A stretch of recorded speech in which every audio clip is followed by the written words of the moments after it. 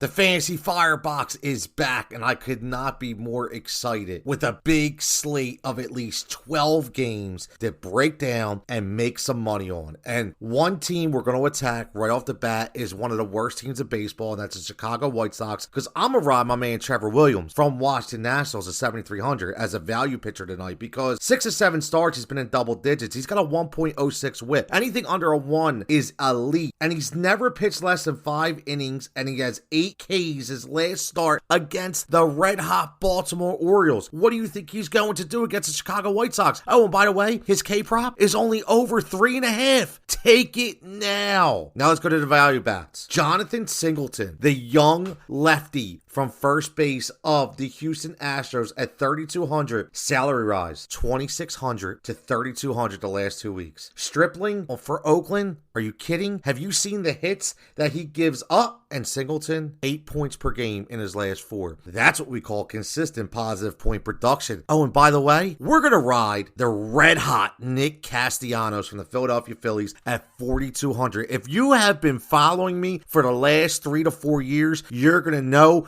even when he was a Cincinnati Red, when Nick Castellanos gets hot and he's in that 4 to 4,500 range, you ride him to the end. His last 8 games, he has 7+ and has hit safely in every single one of them, 5 of 8 in double digits. Oh, and by the way, he's hitting the ball harder than any other Philly right now. So let's get to the FFVPs. How about guess who's back? It's not Shady. It's not Eminem. It's Matt Carpenter. Yes, the ageless Matt Carpenter comes back from the dead again. He's 2,500. Last 4 games, 6 hits, 7 points per game for DK. And even with striking out 6 times in 6 games, he's still been positive point production. Now let's go to another Philly who's been red hot. How about Umundo Sosa? Mr. Sosa, since coming over from St. Louis a few years ago, has been an absolute gold mine for the Philadelphia Phillies. Plays multiple positions, and working with their fantastic hitting coach, he has absolutely turned the corner. He has 41 points in his last 3 games. 4 of his last 6 games have been in double digits, and he's hitting in one of the best lineups in baseball. When you have protection around you with guys hitting hard and getting on base, you're always going to be set up for success. 2,800 for Mr. Sosa. Now let's get to everybody's favorite, and that's the home run prop. So let's see if we can start off hot on this new streak. Let's go Brent Rooker from the Oakland A's. Are you kidding me? This kid has been phenomenal. It always seems like Oakland gets these young power guys out of nowhere. And 4 or 6 games, he has 2+ hits. He's got a 1,000 OPS, and he's going up against Mr. Arrigati from Houston, who has nothing but hard hits and home runs galore. 30 hits, 4 home runs, 13 walks in 5 starts. Are you kidding me? Get the Oakland A's in your lineup tonight. And let's go to Cleveland with my man Josh Naylor, who does nothing but hit home runs. He's a power guy. Versus Michael Lorenzen, who we all knew would fall back to reality after that first start, right?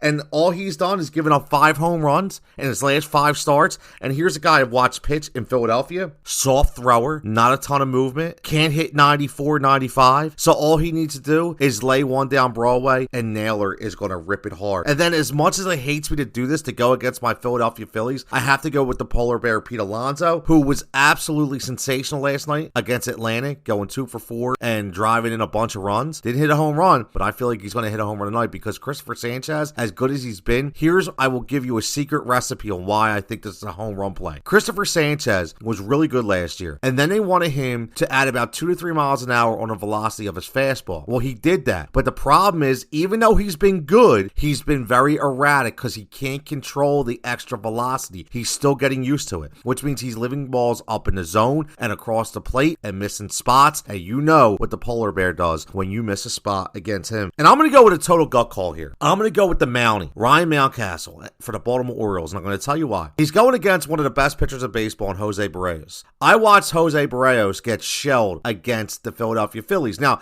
listen, it happens, right? We just watched Zach Wheeler get shelled against the Miami Marlins. But here's the thing. Usually the best recipe for success on bouncing back is going home. He's not going home. He's going to Baltimore. And I watched the way left-handers were able to hit against him, and even right-handers, it doesn't matter. But I just feel as though Barrios is going to have a little confidence issue in this game, and Mountcastle will be a guy to get it out of the park. Now, another favorite that everybody likes is the SGPs, or I should say SGPXs, because we're going to go parlay one from each game that I like, and we're going to go strikeouts first. Now, I didn't like a ton tonight, so we're only looking at 4, so the number's not going to be that large, but I think it's very attainable. I already talked about Trevor Williams, okay? I'm taking the over 3.5 Ks. Now, I would actually ladder that up to probably 5 or 6, because I think against the Chicago White Sox, he can really do some damage, so I do like that number. I like Corbin Burns at over 5.5. Again, very low number, but when you're adding it into this parlay, you'll see the number go up. And then Brady Singer, who has been really good for the Kansas City Royals. I don't like the over 6.5, so I went to the alt line and took the 6 or more. I think he can get 6. It's hard to get 7 or 8, man. It's really hard, so I don't like that over 6.5, so I went to the alt line,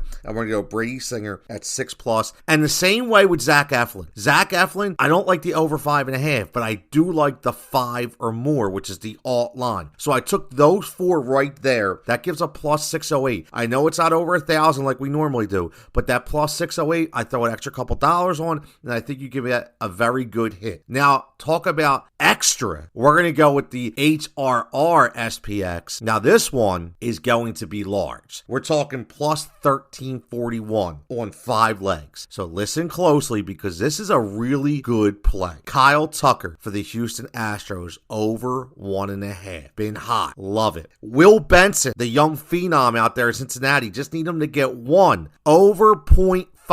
Marcus Semien, another guy who does everything. You'll notice the kind of guys I'm taking here. Does everything over 1.5 for the Texas Rangers. Christian Yelich, who has been resurgence with Milwaukee, finally, right? Over 1.5. I love it against Mitch Keller. And then let's go with Jake Cronenworth for San Diego against that stiff Dakota Hudson. Over 1.5. I think it's very attainable. That gives you a plus 1341. That has every ability to hit tonight based on those guys. There we have it. I'm glad to be back. Sorry for the absence, but we're back. We're ready to get the streak going. Everybody get the bets in. Let's count the hits and get ready to flash some green.